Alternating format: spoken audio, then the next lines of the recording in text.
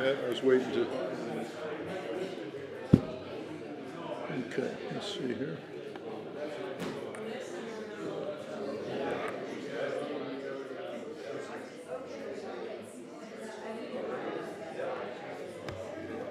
Okay.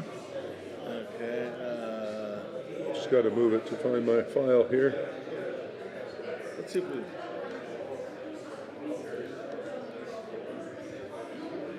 Okay, let's see. Should be. So we have basically, I don't know, we kind of got stuck with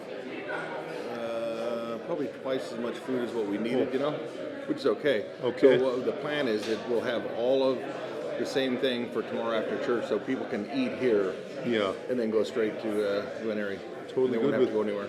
Totally good with me. Yeah. Yeah. Okay, so good. We're off and running. Good.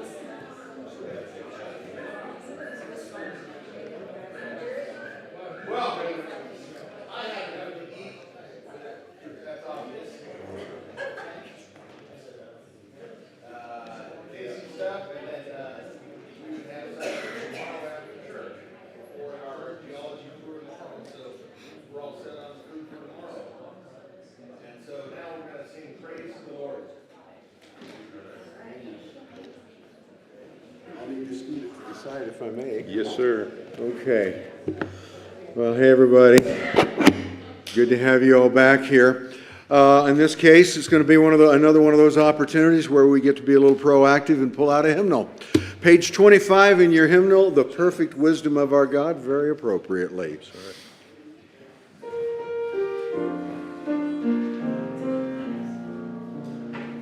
The perfect wisdom of our God, revealed in all the universe, all things created by His hand, and held together at His command. Please stand. He knows the mysteries of the seas. The secrets of the stars are His.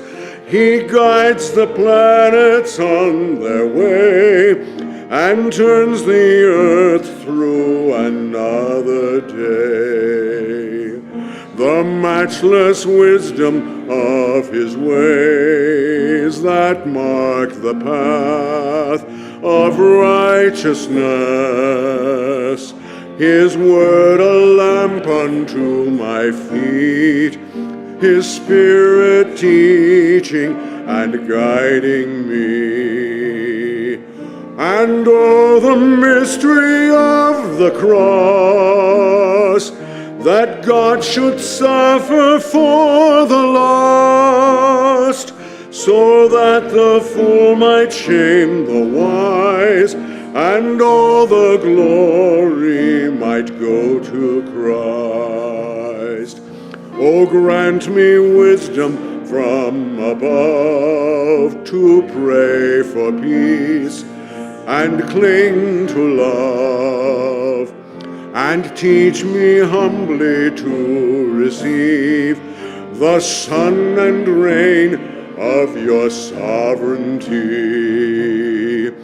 Each strand of sorrow has a place within the tapestry of grace. So through the trials I choose to say your perfect will in your perfect way. Amen. You may be seated.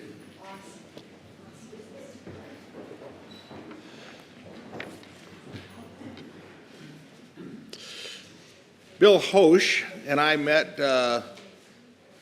14 years ago, I guess. 2010, you said? And so I was in a Starbucks up in Woodland Park where I live, and I was doing some studies. And I don't remember who I was talking to, but I was talking about some creation science issues. We had our Bible open, and Bill overheard these things, and afterwards he says, "Oh, you got a Bible? You believe this, And so anyhow, we struck up a conversation. He was leading a tour of a geology tour up in different places in Colorado because he's done tremendous amounts of research on Colorado. And so he said, yeah, tomorrow we're going to be going in some places right up here in Woodland Park.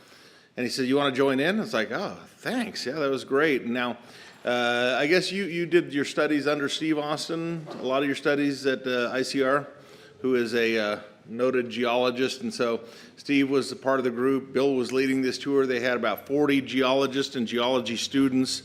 So we went up to some places just really right behind my house, literally, within a mile or so, right behind my house. And there's some very fascinating kinds of geology formations that Bill will tell you about, I'm sure. And, that was like, we got acquainted. And so I think it was the next year or a couple years later when we did a creation conference. And Bill was very gracious to come up and be part of that conference we did. Bill was born in New York City. New York, and I guess you said born in the same county as Donald Trump, in Queens, up in Queens in that area. So a New Yorker, but he did his studies in geology, a bachelor's degree at UC Boulder, where Jason Lyle did his studies. He also has a master's degree from the Institute of Creation Research Graduate School. And fantastic, matter of fact, when he talks about Mount St. Helens, Steve Austin has done a tremendous amount of work with Mount St. Helens. So Bill has his graduate degree from ICR. He spent 7 years in the oil industry and a lot of research for oil companies. He did years of missions work in China. He worked with the Institute of Creation Research for 17 years. Has taught geology at Bible college and seminary level, has led a number of Grand Canyon expeditions, and in his time in Los Angeles, he met a wonderful young lady by the name of Young Jun. What year did you guys get married? 5 years ago. 5 years ago. And so Young Jun is from Korea, but she was living in Los Angeles, and so God brought them together. For the last 3 years, Bill has been the executive director, or is that a good word, for the Mount St. Helens Creation Center. And I'm just so thankful for the friendship that I have. I've learned a lot from you. Please give me a nice warm welcome for Bill Hosch.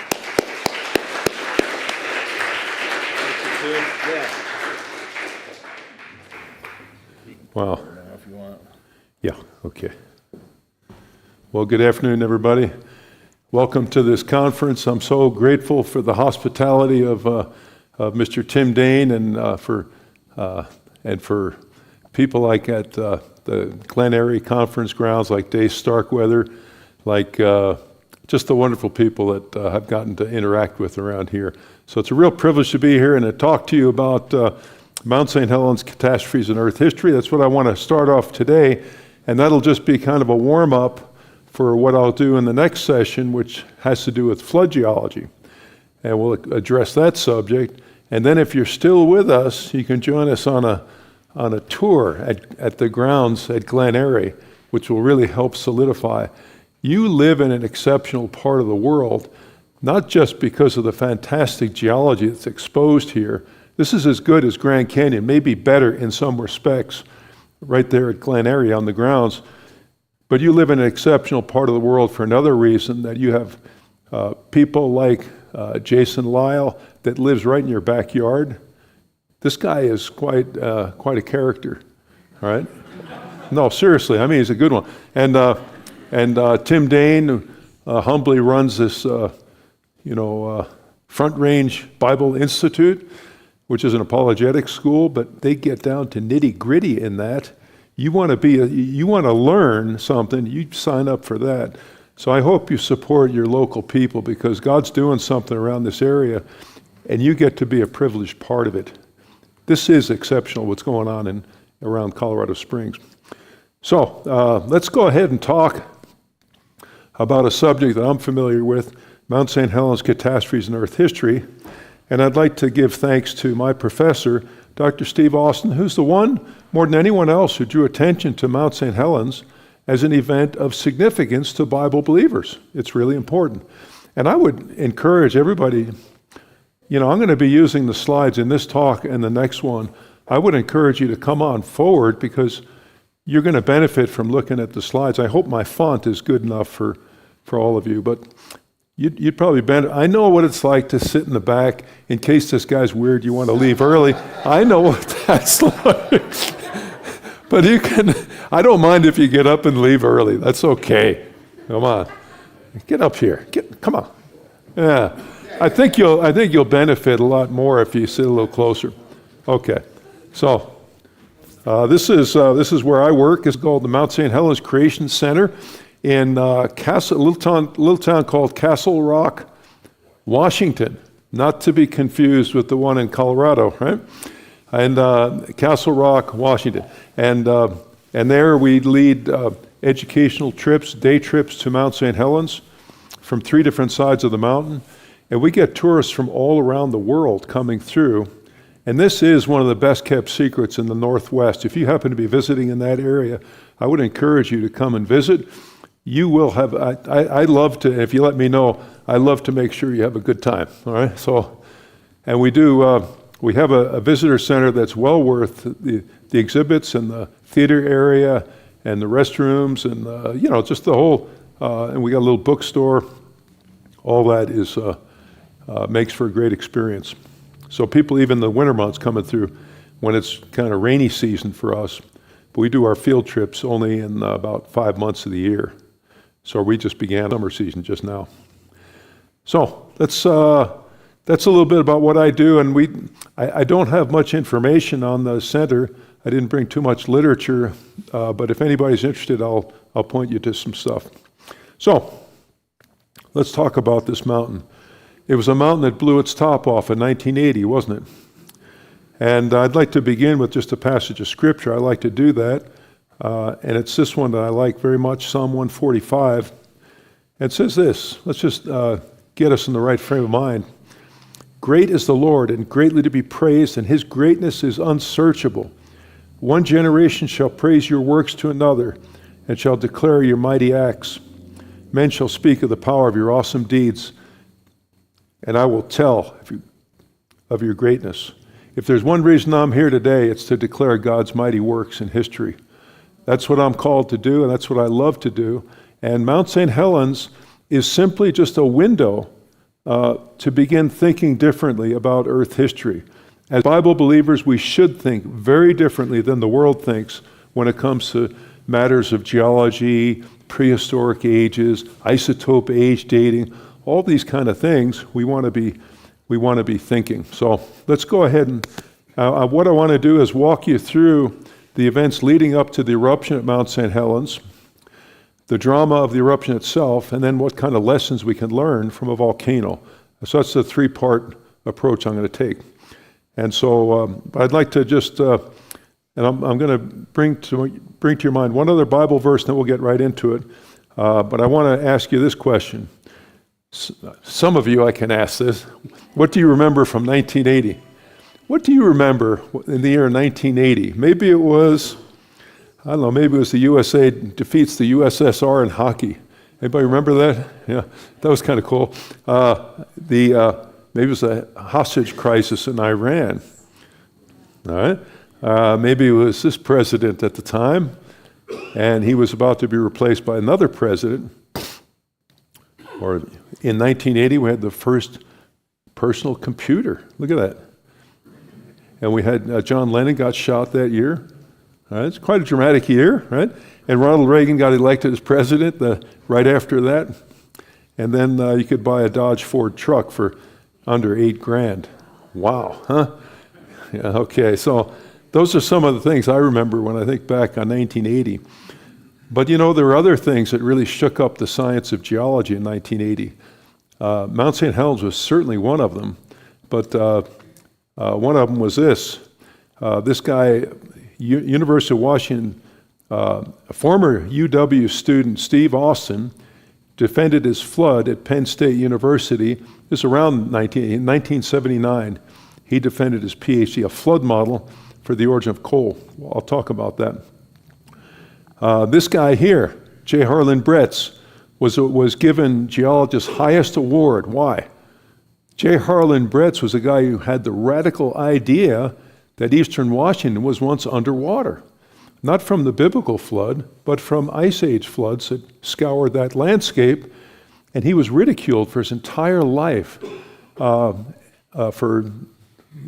then they dragged him up in front of the Geological Society of America meeting there in 1979, and they awarded him, they said, Bretz, you were right all along. It really was a big flood that came through there. Why did they reject it for so long? Because people didn't, there was a bias against any kind of catastrophes. He was told, what kind of darkness are you going to throw us back into? You're going to try to tell us next you're going to say there was a biblical flood? Is that where you're going? The guy wasn't even a biblical creationist. He was ridiculed he was persecuted for his whole life. Anyway, so that's a fun story. That's another episode. And then Mount St. Helens erupted in 1980. The Alvarez brothers began the asteroid impact theory for the origin of, or for the extinction of dinosaurs, opening up whole avenues into thinking in catastrophes in Earth history, right? And then also in 1981, a geologist found life in Jesus Christ. Who is that geologist? Yeah, praise the Lord, yeah. And I want to, but I want to emphasize something that, geology was really shaken up. The number of, look at this is the number of geological papers, scientific journal articles, after 1980 using the word catastrophic skyrocketed after 1980. So there's been a real shift in the way of thinking in geology. People are open to thinking about catastrophes, and it opens the door for anybody who's a Bible-believing Christian to say, I believe in a single year-long catastrophe. Well, let's go ahead and think about this issue of Mount St. Helens and the eruption. But before I do, I'd like to ask this question. When we look at this big ball called the Earth, big mountain ranges, right? We've got the Rockies right out our back door. Deep ocean basins, tectonic plates, etc. Doesn't the Earth just look old? Doesn't it look like it must have been around for millions, if not billions of years? This is the story I get, right? When we go to Mount St. Helens, guess what we learn? That large canyons can happen quick. You don't need long ages to form a canyon. Layered rocks can happen quickly. Even lots of daughter product from isotope decay can happen quickly. Upright buried trees, formation of coal, forest regrowth. Don't those things require long ages? At Mount St. Helens, I can say, no, they all happen quickly. And I want to walk you through this, all right? And so I promised I'd share one more Bible verse, then we'll get right to the mountain. And that's this one in 2 Peter. Peter, who was he? He was the old fisherman, right? Follower of Jesus. And Peter, in his later years, what did he say? He gave a prophecy. He predicted the future. And he said, know this, that there's going to come in the last days scoffers walking after their own lusts. He made a prediction that these people are going to come around. They're going to say, where's the promise of his coming? For since the fathers fell asleep, all things continue as they were from the beginning of creation. Well, what does that mean? Well, the tides go in, the tides go out, seasons come, seasons go. You Christians, you say Jesus is going to come again. You mean he's going to interrupt the continuity of nature and come again? I think Peter would have said, that's exactly what I'm saying, right? I say, where have I seen that expression before?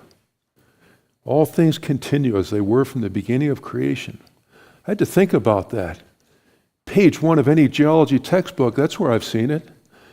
It's considered a governing principle in geology. In fact, I saw this on Wikipedia one day. It made my hair stand on end. This principle I'm talking about, called uniformitarianism, assumes that what? All things almost word for word with what Peter prophesied? Is that right? Only in the last 200 years did this become prominent? Is that right? You think Peter was on track when he said that people are going to be intoxicated with this presumptive view of Earth history? I think that's exactly what he's saying here. And look at this. Now, this is even more important than that. By that philosophy, he goes on to say in verses 5 and 6, it says they're going to be willfully ignorant that that by the word of God the heavens were of old and the earth standing out of water and in water. In other words, that the earth had that there was a creation event where God acted sovereignly and powerfully during creation. And then in verse 6, he says, whereby the world that then was being overflooded with water perished. The flood is mentioned. Peter prophesied that by that philosophy, people are going to be willfully ignorant of creation and the flood. In the last 200 years, we've seen it. To me, this is the most profound verse in the Bible that talks about Christ's second coming and fulfillment of prophecy. To me, this is really, really cool. Okay, and look at that. You know, the people who pretend to be doing Christian apologetics and think you can sidestep creation or the flood and pretend to be doing apologetics, you're kidding yourself, because Peter said it, and it's in spades in our culture, that those are the two denial points that are essential to the gospel. You must establish that man is accountable to God if you got a meaningful gospel, right? And you must establish that you're subject to judgment as well because of your own sin. The flood declares that. Wow. Could it be that God even put evidence for a global flood in the earth, even in places like Glen Eyrie? Wow, what a thing to think about. Okay, this is tons of food for thought just in that verse alone. But let's go ahead and get to the mountain. Let's get to Mount St. Helens, situated in the northwest on the Pacific margin, violent part of the world in the post-flood period. No question about that. And the Cascade Range is located here. You can see Washington State. That's what this map is here. Mount St. Helens in the lower left in that little red triangle. Seattle, Portland are marked. Yakima, Washington. Again, you guys might want to sit closer. I hope you can see all this, yeah? And Columbia River draining into the Pacific. And that's what the mountain looked like before the eruption. It was considered the snow cone of the Northwest. That's what people called it. It was also, others called it the Mount Fuji of North America. The most beautiful place in all of North America, according to many people's opinion.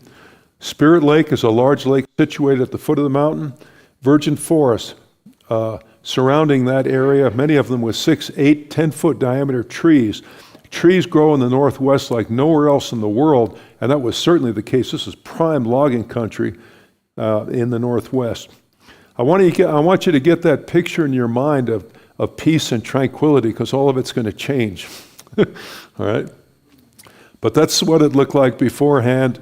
The mountain towering over Spirit Lake, favorite place for campers and fishermen and so on, and even the animals liked it there too, right? And trees grew like that, right? Big trees growing in that virgin forest all around that area. There's the old summit elevation, almost 9,700 feet tall, and Spirit Lake situated at about 3,200 feet below it. At the foot of the mountain is this beautiful lake, and the elevation difference there is about 6,500 feet. In other words, it's a dramatic relief right there. It's more dramatic than it is when you're standing on the top of Grand Canyon looking down. It is, so that was a really big mountain towering over that lake. Well, what kind of mountain is Mount St. Helens? It's what's known as a composite cone volcano. And the thing to remember about this kind of volcano is that sometimes it has the habit of erupting violently. And that was the case on May 18th. The reason for that is why? It tends to, at least periodically, it tends to have this kind of light-colored, high silica magma, which tends to be sticky. It doesn't flow like your nice Hawaii volcanoes. They flow like rivers of lava, right? Occasionally, this kind of volcano will blow rather than flow. In other words, it builds up pressure, builds up, and because that sticky lava doesn't flow well, she blows, right? And that was the case. No lava with this eruption in 1980. And it's made up also of alternating layers of basalt, periods when there was low magma. So the magma chamber at depth seems to fluctuate with time. And that's a matter of speculation. Nobody knows that. Okay, so here's a map to get started. I want to underline, this is really good to get this in your mind before we get started. This is before the eruption. This is what the map of the local area looked like. Mount St. Helens is situated right in the bottom there, in the bottom center of the photograph. And the mountain actually occupies an area right up to the shores of Spirit Lake. Spirit Lake is situated 6 miles to the north. A place called Bear Meadow in the upper right there, about 11 miles to the northeast, and the North Fork of the Toutle River following the highway. That's the way people got into Spirit Lake, is they would take that highway. I know you're not familiar with the region up there, but I want you to see that map to understand and appreciate the change that happened. After 1980, what did the same map look like? 230 square miles of forest were knocked down in 6 minutes, leaving a horseshoe-shaped crater on the summit. 1,300 feet of the summit was removed, and the debris that landed right in that Toutle River Valley there, I'll be talking about that. About 600 feet of landslide debris and volcanic ash landed right there. So you're looking at the blast zone. The blast zone went out like a fan-shaped radius 12 to 15 miles out from the volcano. So that's the before the eruption. That's what it looked like before. That's the after. The ridge in the foreground is the same ridge. You see that? So you get an idea how much debris landed in Spirit Lake, right? The lake today is occupying, it's a brand new lake, really. It's occupying a different area in space. Let's go step by step from the before to the after so you can see what happened here. There's a lot of moving parts to the eruption, but when you get a glimpse of the different moving parts, you can appreciate the lessons that it has for us when we think about Earth history. March 1980, volcanoes awakening. Shallow seismic activity indicating magma movement beneath the cone. A week later, ash was issued from the summit of the volcano. What is volcanic ash? Very simply, when you take liquid magma, squirt it into the atmosphere, and it cools in midair into tiny dust-sized particles, we call that stuff ash. It's got nothing in common with the stuff you sweep in your fireplace. That's a different kind of stuff, right? This is a geologic term. Okay. Early April 1980. Notice this, you're looking north across Spirit Lake, covered with snow and ice, and the forest surrounding Spirit Lake. More ash in early April 1980. That looks like smoke, but those are tiny dust-sized particles. Mid-April, notice the snowpack. The Northwest gets enormous volumes of snow in the winter months. That played a big role in the eruption. Late April 1980, another plume of volcanic ash, like a precursor eruption. And around this time, because there were several of these precursor eruptions, that people got conditioned into thinking, hey, this is cool, the volcano's erupting. It was like a party atmosphere, right? And there were people selling little bottles of volcanic ash. They were collecting ash and selling it to tourists on the roadside as if this was just a big party, huh? And the weather was improving, and everybody thought, well, okay, everything's cool. Early May 1980, the small airplane flying directly over the summit, the mouth of the crater is beginning to widen, right up on the summit of the volcano. That was small compared to the most alarming aspect at that time. The north side of the volcano had been swelling at a rate of 5 feet per day. The whole side of the mountain was growing, like the thing was pregnant, right? And it was doing that at a rate of 5 feet per day. On the morning of May 18th, the bulge was 450 feet out of its normal profile. The thing was pregnant, getting ready to pop, essentially, right? And, people were warned, get out of the area, something big is about to happen. It didn't take a genius to figure that out. And so that's what the mountain looked like on May 17th. It was a beautiful sunny day on that Saturday. And then on the morning of May 18th, 2 geologists happened to be flying overhead in a small airplane. And they take that last photograph taken of the pre-eruption profile of the volcano, and the time was around 8:30 in the morning on May 18th. These two geologists, they're flying directly over the summit, and they're looking down at the crater, right? This is taken from the airplane here. Little putt-putt Cessna. These two geologists are cruising around in front, right on top of the summit. And what they saw next was just mind-blowing. But first they thought, oh, look, there's some rocks tumbling into the crater. That's what you can see in the picture, right? What they didn't know at that moment was a 5.1 magnitude earthquake just shook the summit of that volcano. A big earthquake just shook the summit, and away went the largest landslide in recorded history. That whole side of the mountain there is moving away at about 200 miles an hour. The side of the mountain is falling under the force of gravity. It's not being blown out, it's just falling away. And when it does, you see that the pressure was released on the pop bottle underneath. That's essentially what happened. And whatever gases or water was in a different phase, it flashed to vapor phase immediately. And that was the power of the initial side blast. So the side of the mountain went loose like this. Like the side of the mountain melted. And this is the largest landslide in recorded history, at least the largest that anyone's lived to talk about. After that, then the volcano, the lateral blast was underway. It was a sideways blast initially. Notice the tail wing of the Cessna aircraft in the upper right. They had to put that airplane into a dive to gain speed to get around the backside of that volcano just to get out of there. And those two geologists, they said, we really thought we were dead. We really were saying our prayers, right?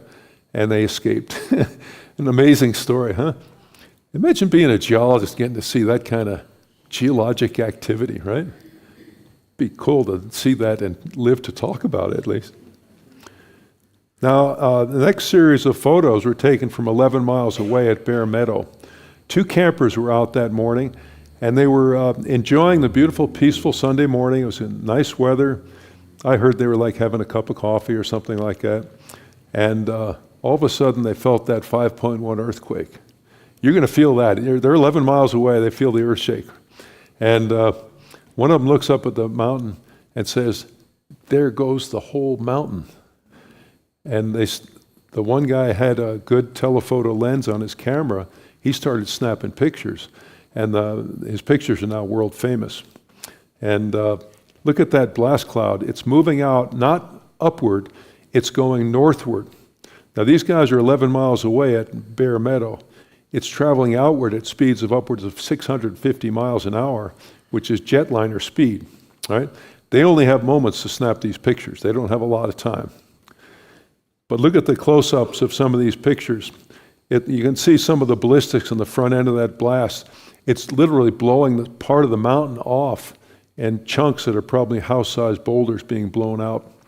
No lava here, but it is a ground-hugging slurry of hot ash and steam that's just knocking down the forest and anything else that's standing in its way. Temperature inside there well above pizza oven temperature, 750 degrees Fahrenheit, and it's just toasting everything. It wasn't going up, it was going sideways. At least for the first 10 minutes it did this. But in 10 minutes it did an awful lot of destruction. I don't think that RV made it there. These two guys at Bear Meadow, they're watching this happen. And they take that picture. This blast cloud is advancing in their position. They make a very wise decision at this point. They got into their late model Pontiac and headed down that dirt road as fast as they could go, but they took one last picture over the shoulder, and that's what they saw. Yeah, it looks like soap suds to you, but guess what? That's superheated ash and steam, and it's just knocking down the forest and toasting everything in its path instantly, right? And they're watching that, and they say, what do you say we get out of here? Right? And they took off down that logging road, and if they would have stayed in the lower right of the picture there, you can see where it's billowing at ground level, they would have been toast. That was Bear Meadow right there. They fled northward. In other words, they went from the left side of your screen to the right, or from that side to that side, and they made it out with their lives. Their car was pelted with golf ball-sized pieces of ash.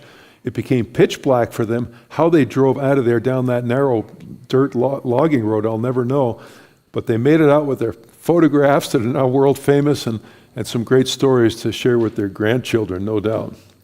Now that phase of the eruption lasted less than 10 minutes, and it did that destruction. 230 square miles of forest knocked down in under 10 minutes.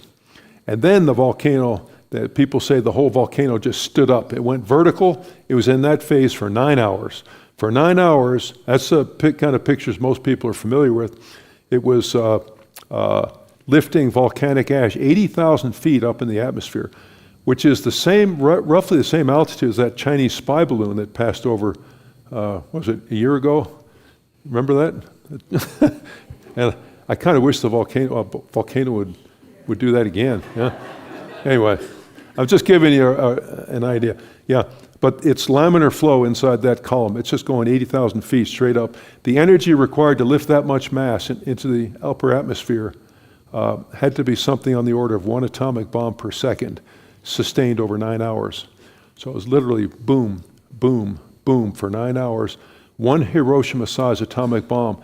It required that much work to lift that much mass that high. It took energy to do it. I was giving this talk to some kids once. I was showing them this picture. You have to interest kids a little bit, right? I say, any of you guys like to toast marshmallows? What do you think? And one of them said, it's just as serious as can be. He said, I'd want to have a long stick. I say, yeah, me too. About 5 miles long, yeah. Yeah. Kids say the funniest, and he was just dead serious too. I'd want to have a long stick.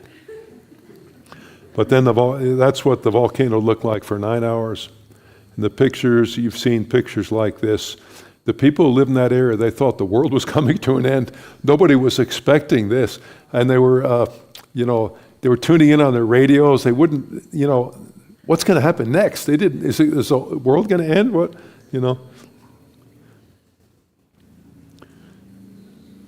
That's different times during the eruption it looked like that. That's a type of cloud that's named after a vegetable. What vegetable is that? Yeah, mushroom cloud. Okay, you get it. It was seen from outer space. Look at the satellite image. You can see Washington State with a donut-shaped cloud defining where Mount St. Helens is located. Relatively clear day that day. 3 hours later, after the eruption, it looked like that. Volcanic ash was being streamed across a 5-state region. I was working in western Wyoming on a drilling rig out there, and I remember my pickup truck got a little dusting of volcanic ash. It became, we had beautiful red sunsets. I heard something on the radio about a volcano erupting.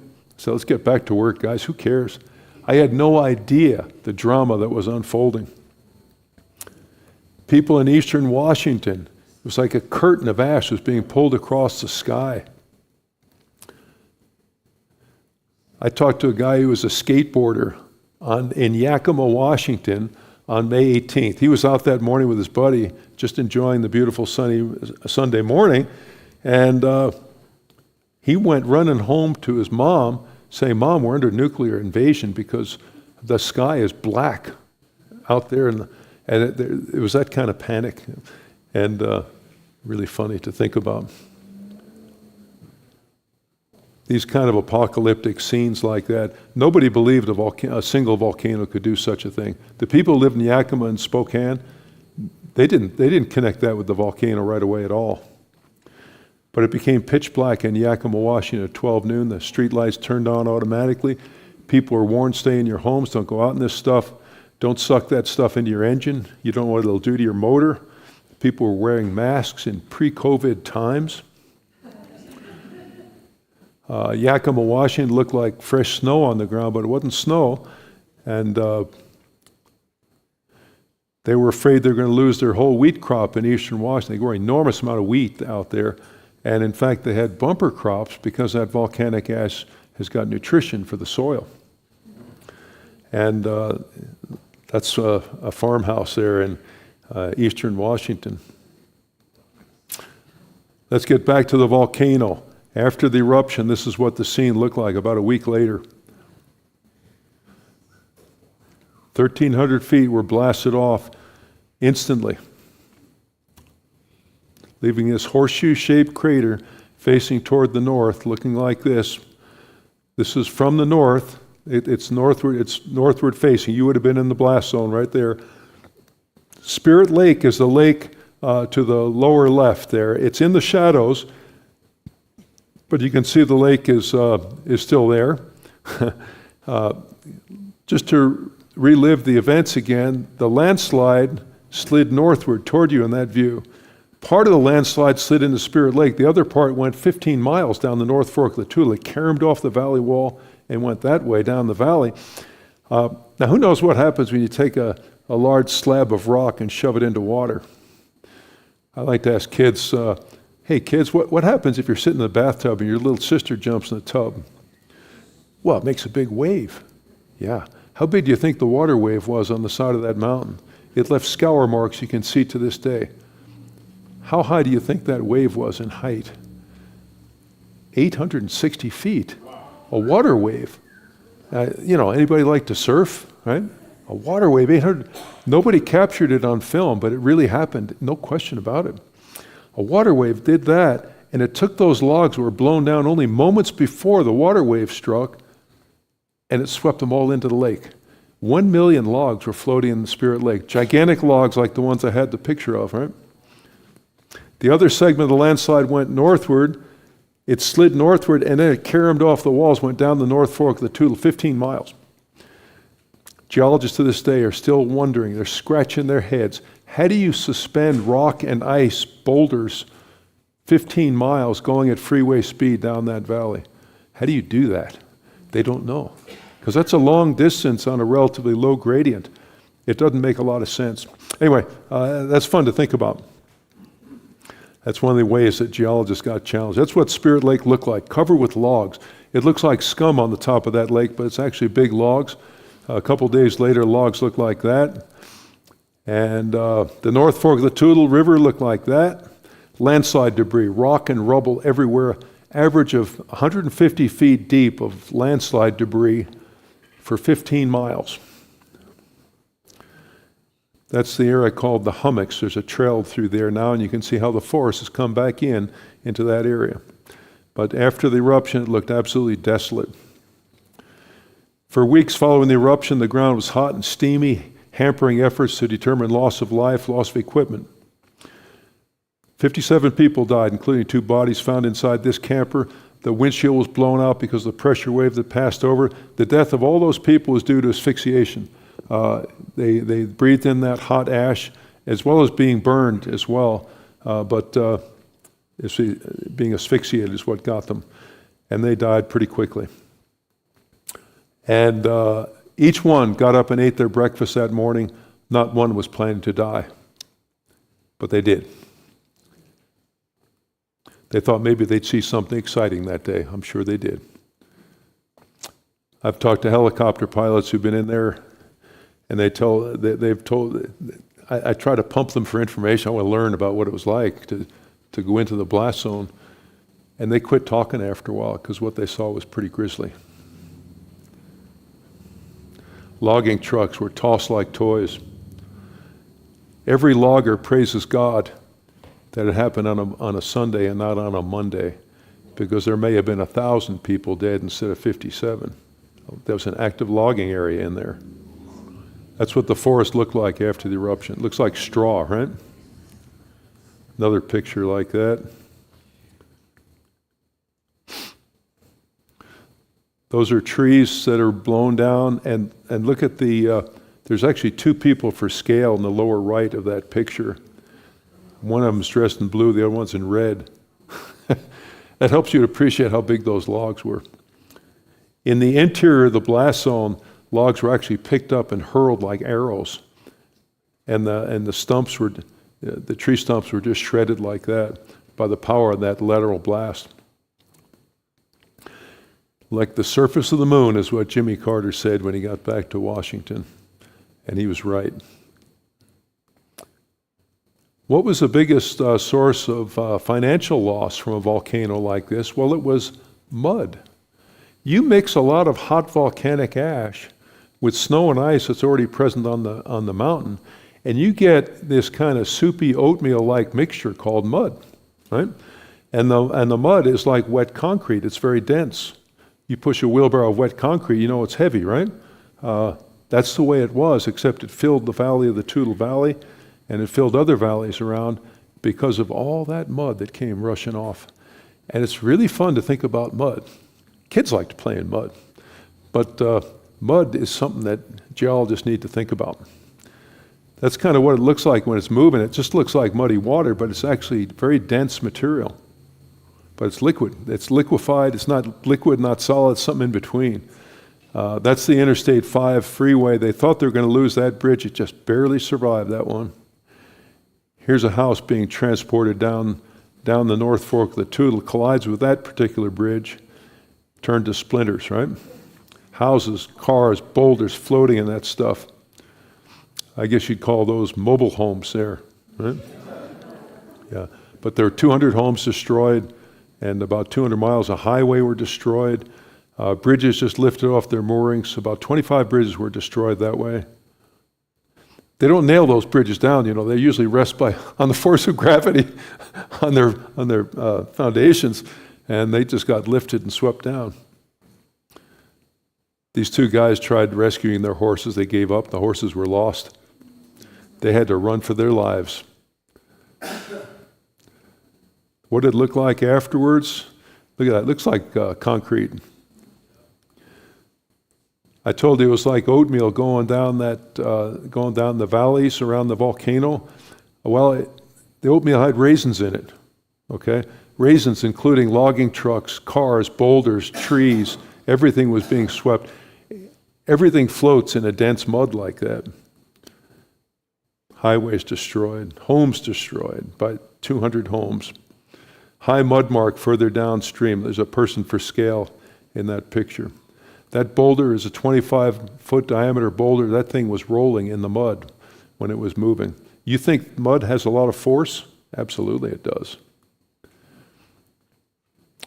How come I'm interested in mud anyway? Let's get into talking a little bit about the aftermath of this.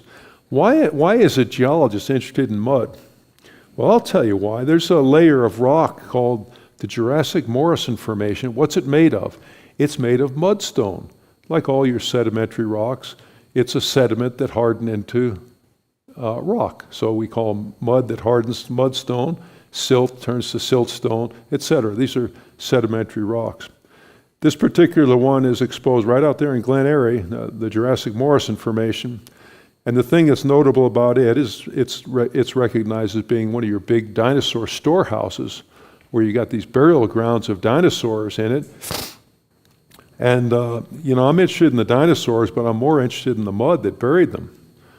It was the same kind of mud that came off of Mount St. Helens. It was a volcanic mud that buried your biggest dinosaur deposits in the United States. And very interesting to me, when you look at the bones and the skeletons and the soft tissue found inside the bones and the measurable C14 inside the bones, the whole thing looks like a train wreck of dinosaurs that were buried rapidly.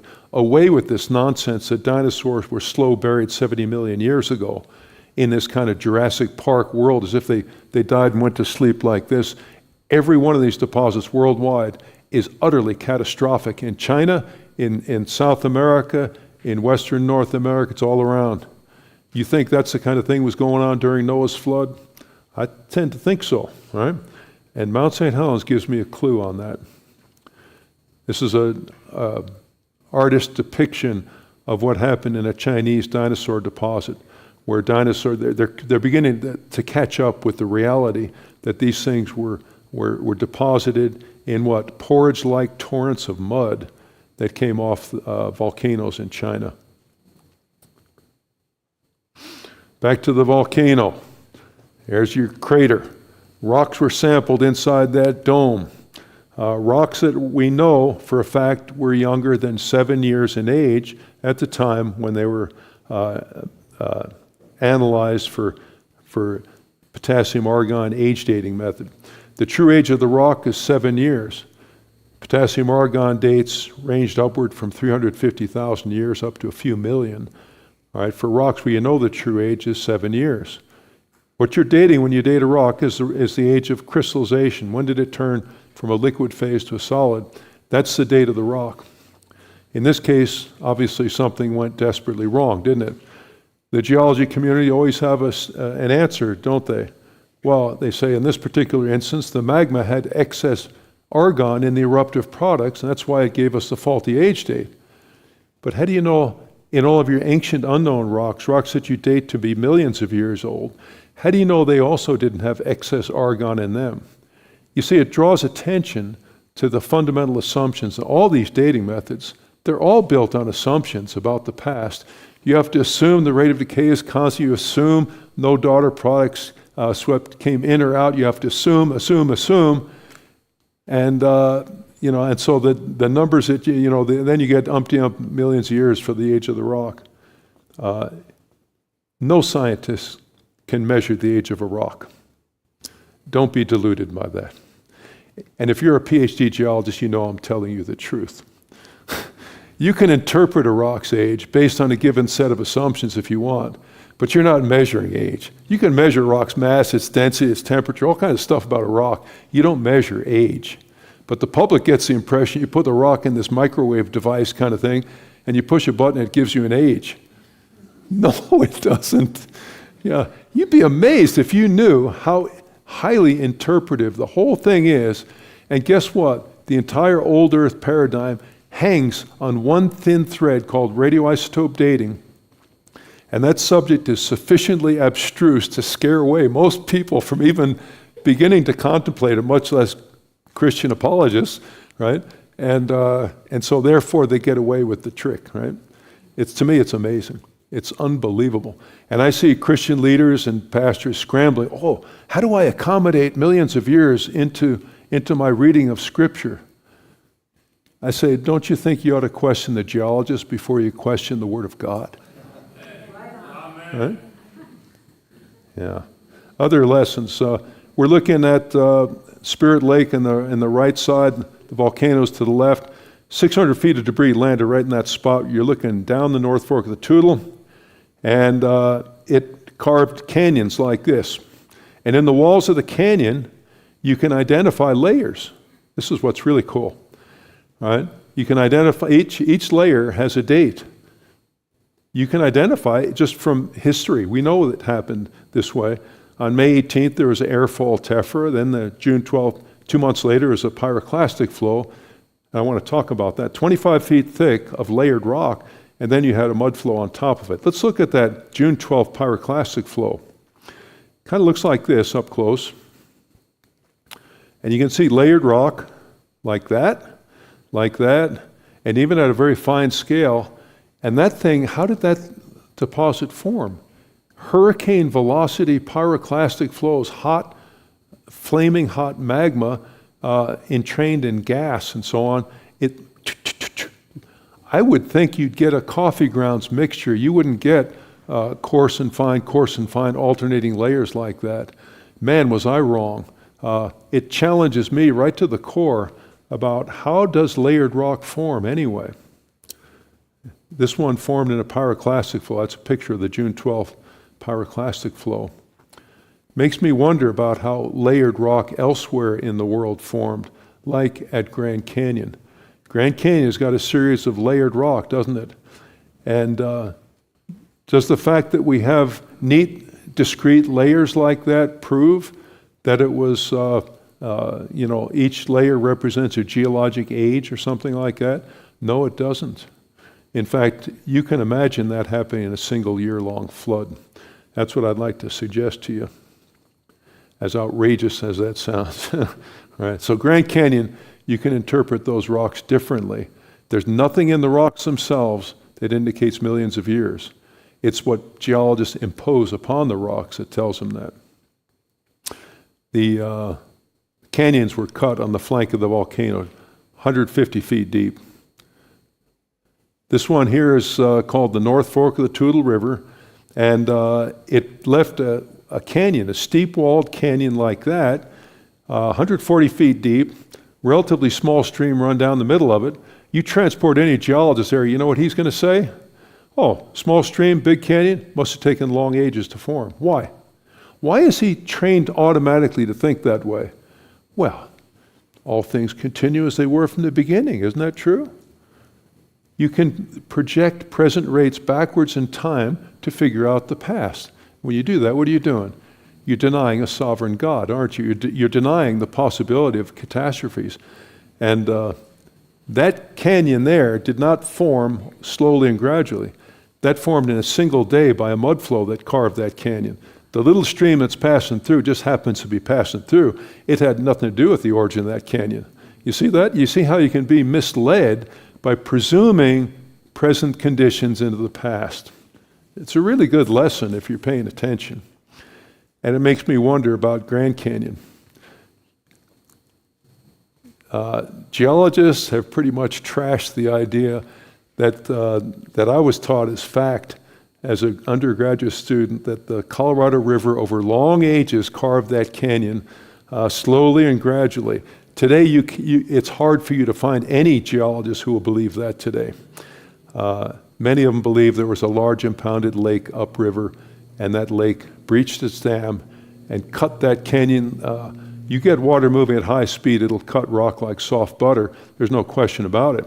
And the canyon could have been cut in a matter of weeks or a month, something like that. You don't need millions of years to do the work. That's complete folklore. And there was a canyon that tripped up another scientist in the history of science, and he was looking at a river canyon in Santa Cruz River in Argentina.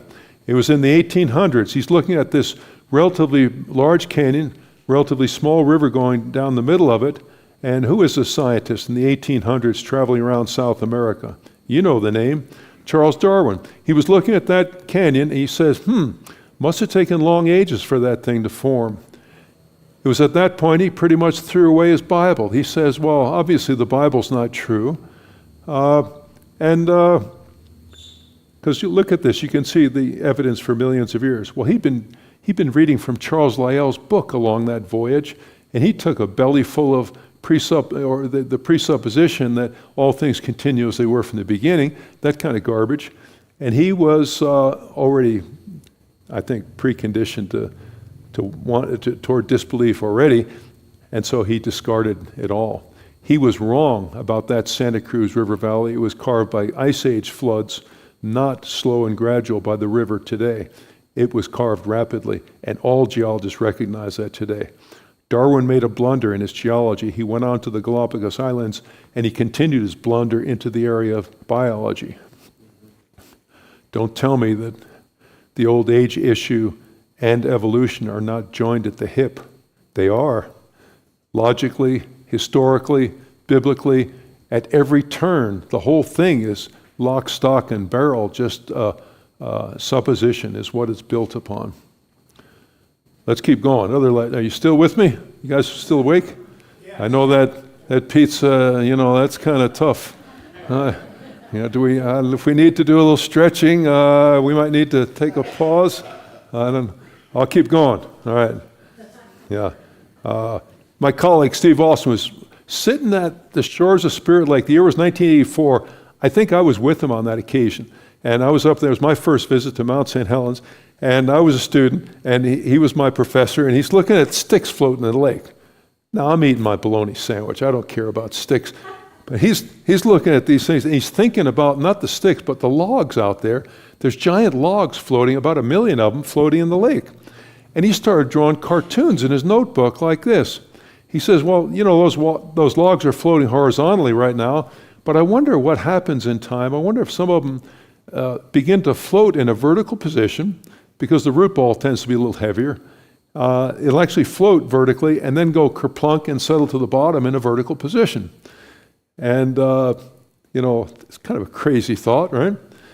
Well, he went flying over the lake from a helicopter and discovered what? After a few years after the eruption, sure enough, upright floating logs in deep water.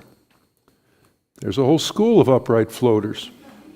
He went out in this research vessel and went out in the open part of the lake, pulling this side-scan sonar device to get an image of what's going on at the bottom of the lake.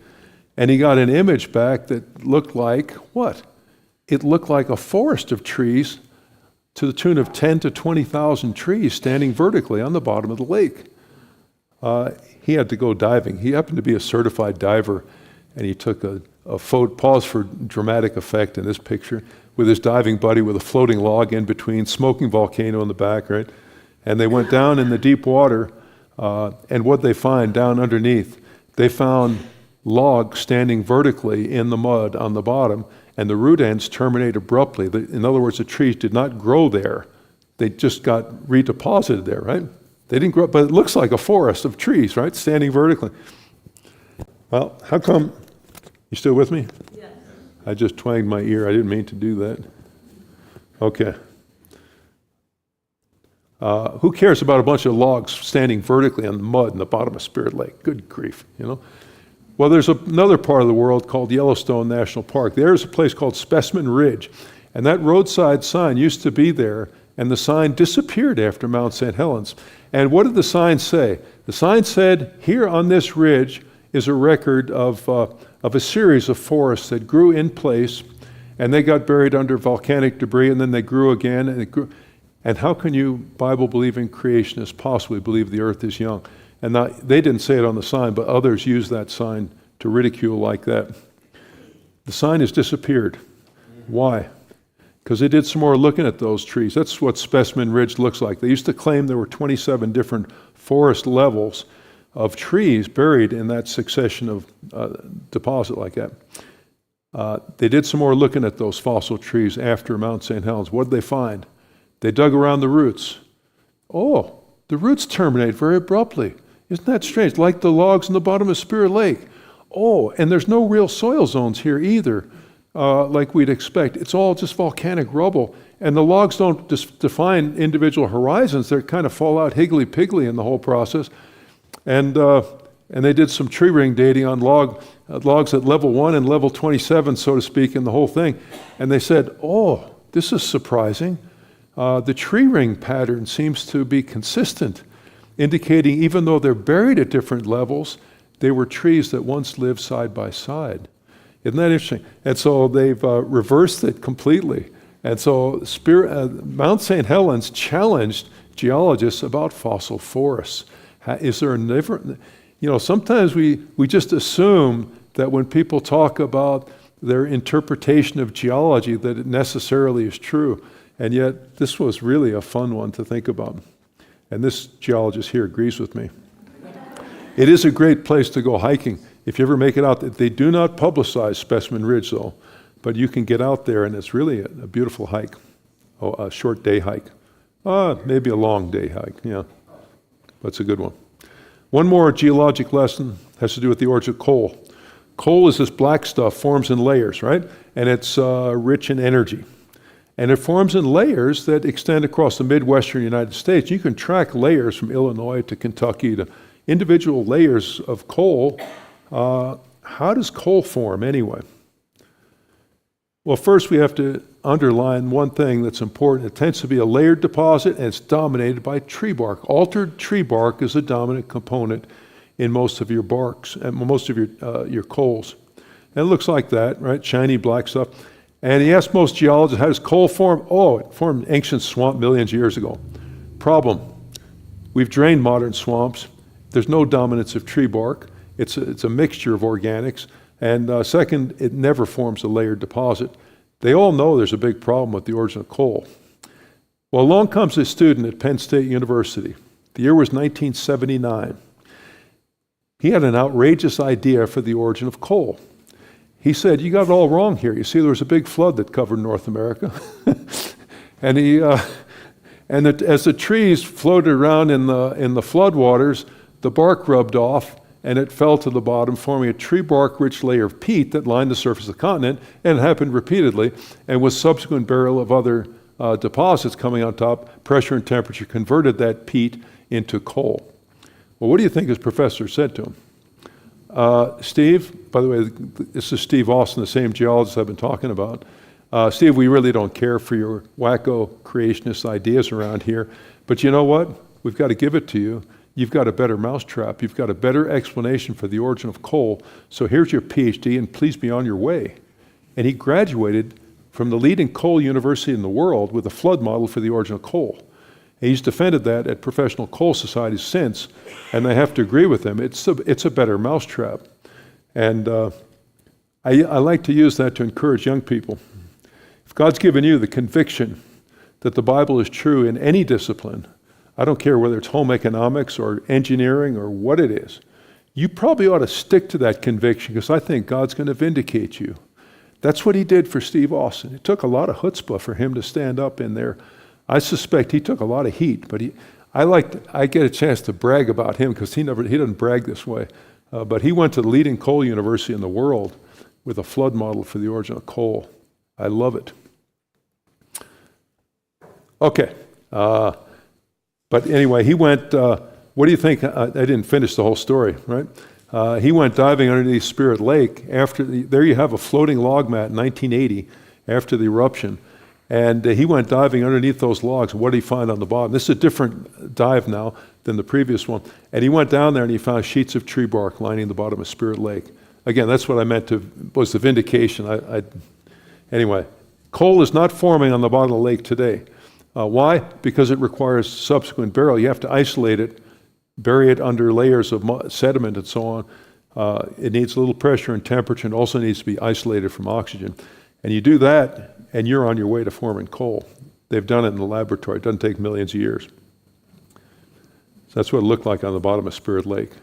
Amazing. Origin of coal, layered rock, large canyons, unbelievable. Upright buried trees. One more thing has to do with the regrowth.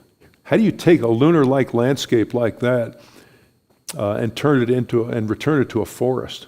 I was there in 1984, and I remember seeing a scene like that. There were some little plants coming up, not much, and it took your breath away to see a scene of gray where everything is green all around the northwest, and really amazing. What would be the first plants, first animals to come back? This is what was fun. The biologists had as much fun out there as the geologists did. Among the first plants was the prairie lupin, a flower that looks like this.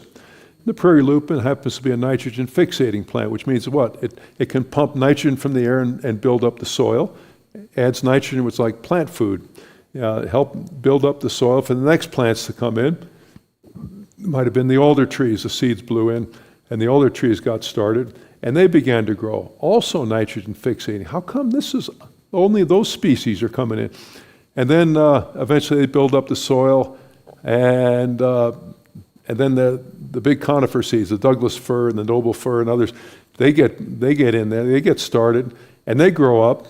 And the shade of those big trees now is choking out the prairie lupin and choking out the alder trees.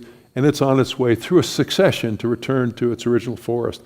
And so the whole thing is a wonder of biology to think about. And another wonder of biology has to do with this creature here. It's called the pocket gopher. It's the animal everybody loves to hate because they chew up your lawns and gardens, right? But this one was the superhero. They lived in the woods before the eruption. They saw the blast cloud coming. At least the ones in the interior of the blast zone, they went down into their holes. They were smart. They said, we're not going to outrun that one, boys. Let's go down. And the blast cloud came over and deposited ash on top of their houses. And they began stirring that ash with the seeds and with the soil that was in that old soil. And they were extremely effective farmers that reseeded vast amounts of real estate out there. They really did the job. And there were so few predators around, they were everywhere, just churning and mixing up the soil. They had a big party doing that. And also the deer and the elk had record numbers of twins and triplets following the eruption. Did something trip their hormone system that they did this? Nobody knows. Was there an epigenetic change that happened there? With other organisms, there's a lot of exciting science done after Mount St. Helens eruption. And geology and biology shared in that excitement. You take a natural system and shove it out of its normal equilibrium, how it springs back again is a completely different research question than studying it under static conditions where it's not changing. Right? So Mount St. Helens has got a lot of lessons to teach us about life in general, all right? Think about that. Man likes to think he's in control of nature, but no man can control that kind of thing. And it reminds me of that passage in Scripture. It says, God is not willing that any should perish, but that all come to repentance. Repentance it sounds like a religious word, but it simply means turn your feet and go the other way, man. That's what it means.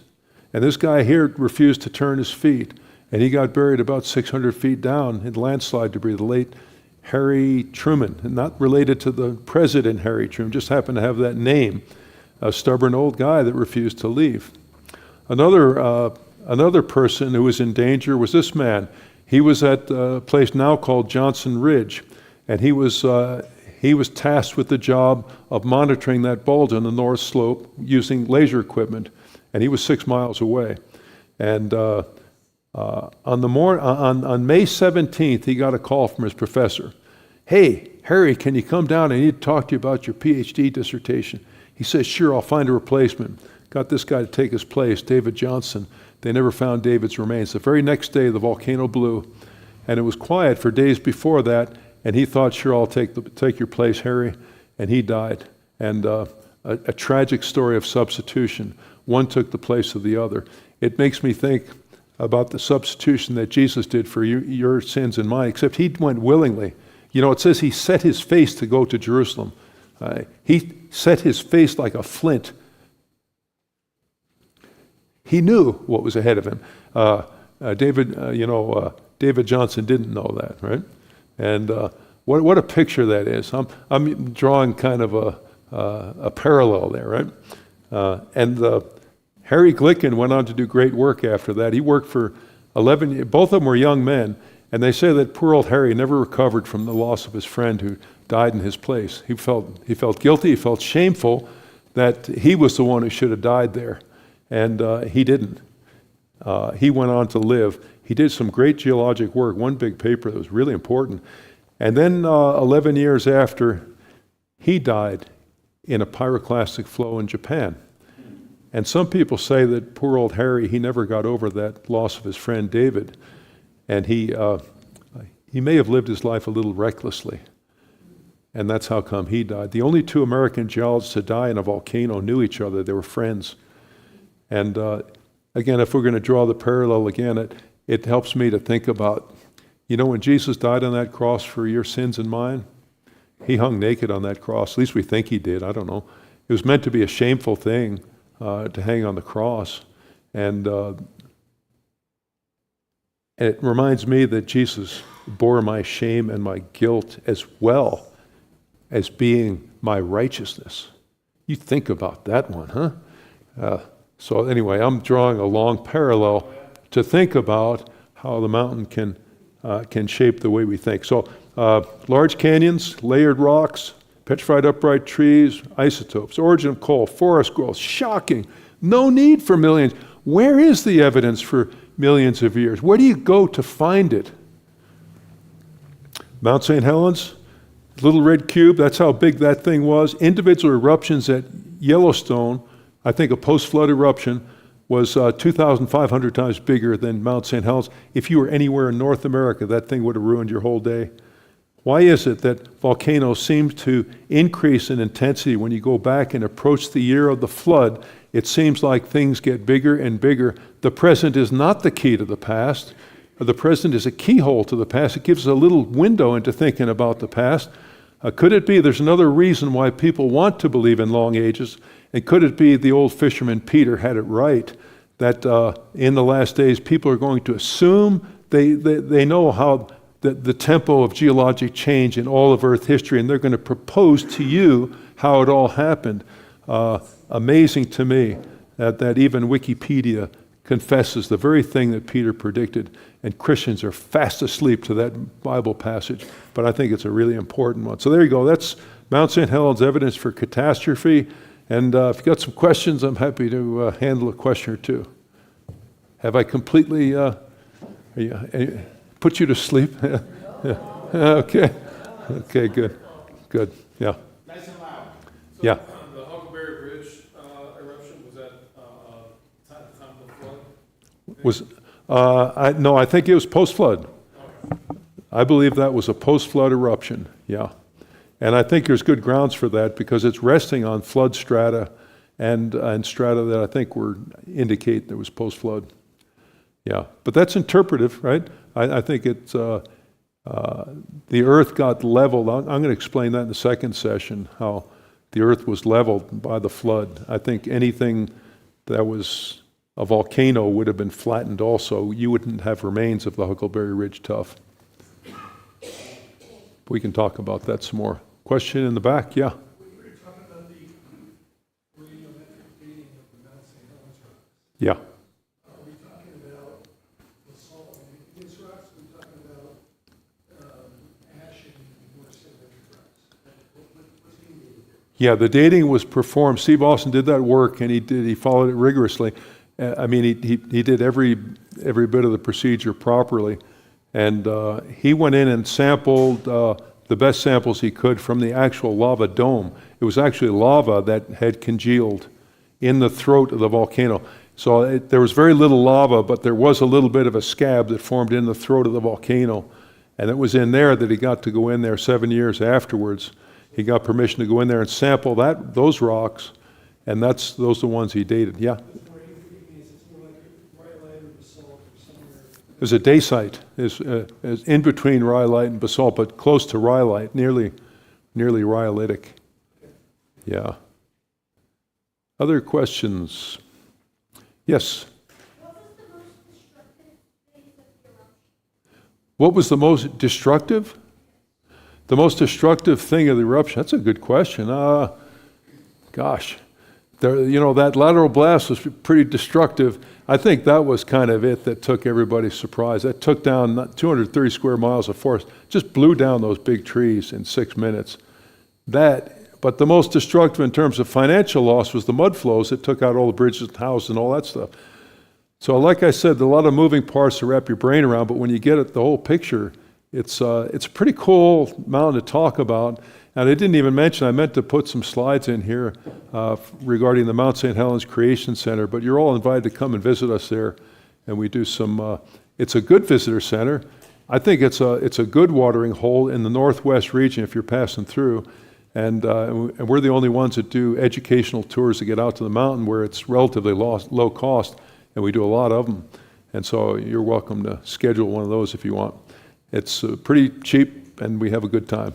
And other questions?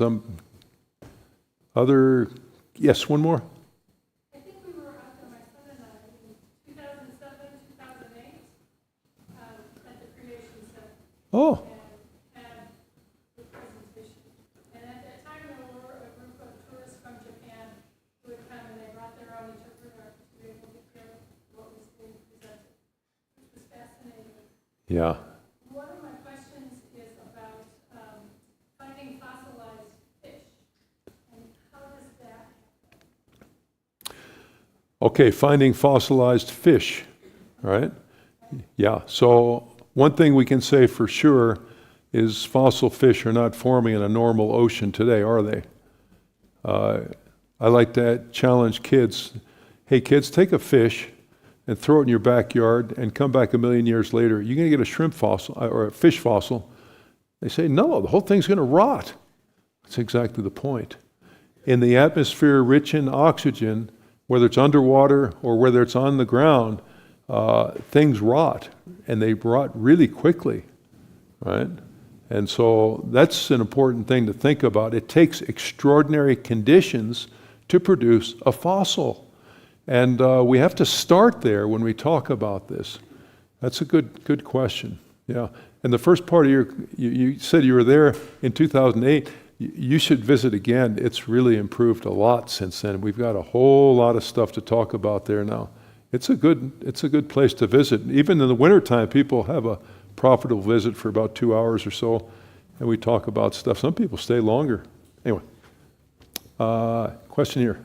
What numbers of volcanoes do geologists foresee in the next 10 years? More, less?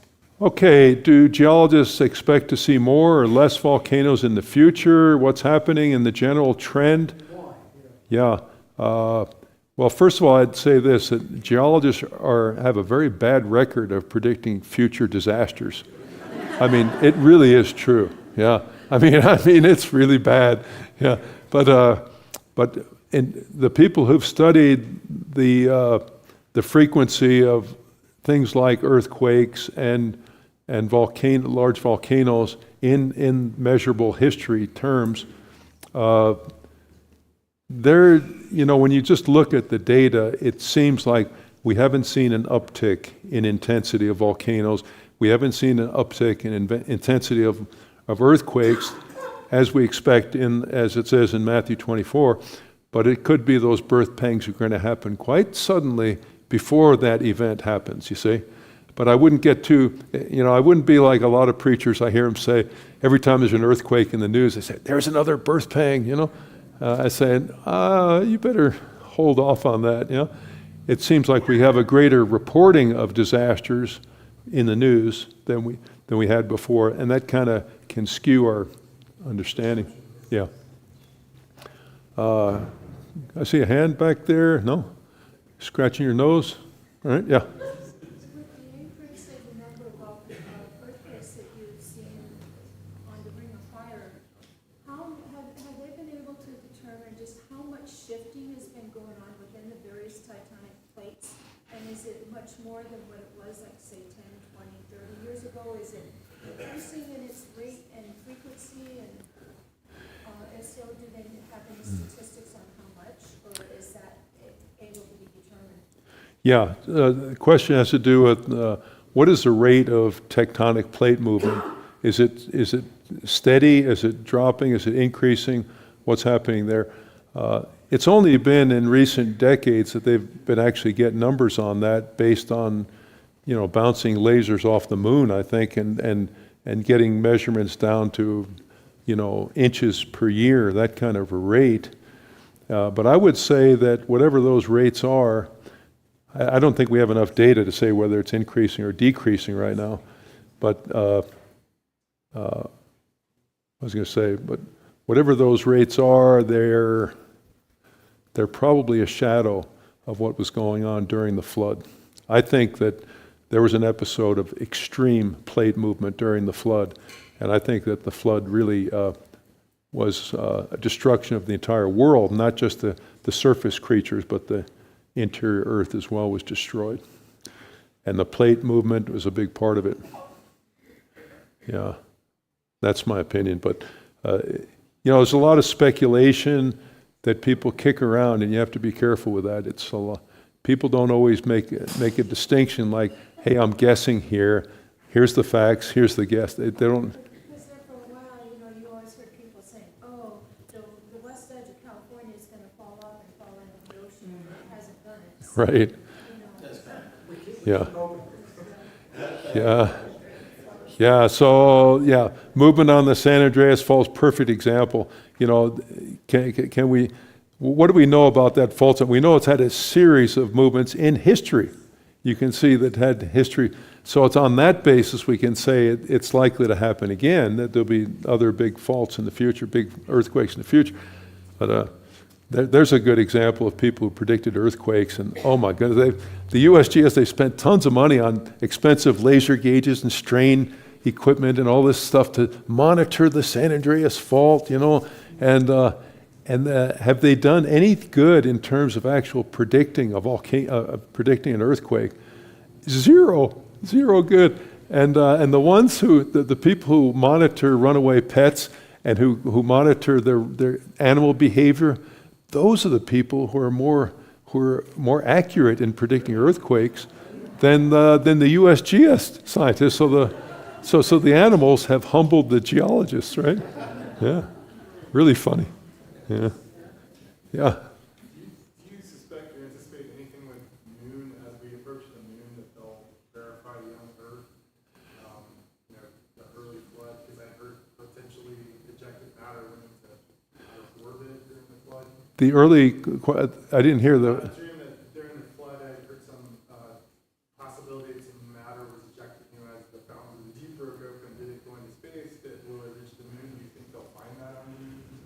Oh, I don't think that anybody has suggested that, that at least on a serious level, that the fountains of the great deep went that high. Yeah, that'd be hard to imagine. Yeah, I've heard people suggest that their fountains did burst into the atmosphere, though. Yeah. Yeah, and I'm with you on that. All right, let's take a break. Let's say we start back up at 2:15. So grab a cup of coffee. Yeah. Afternoon.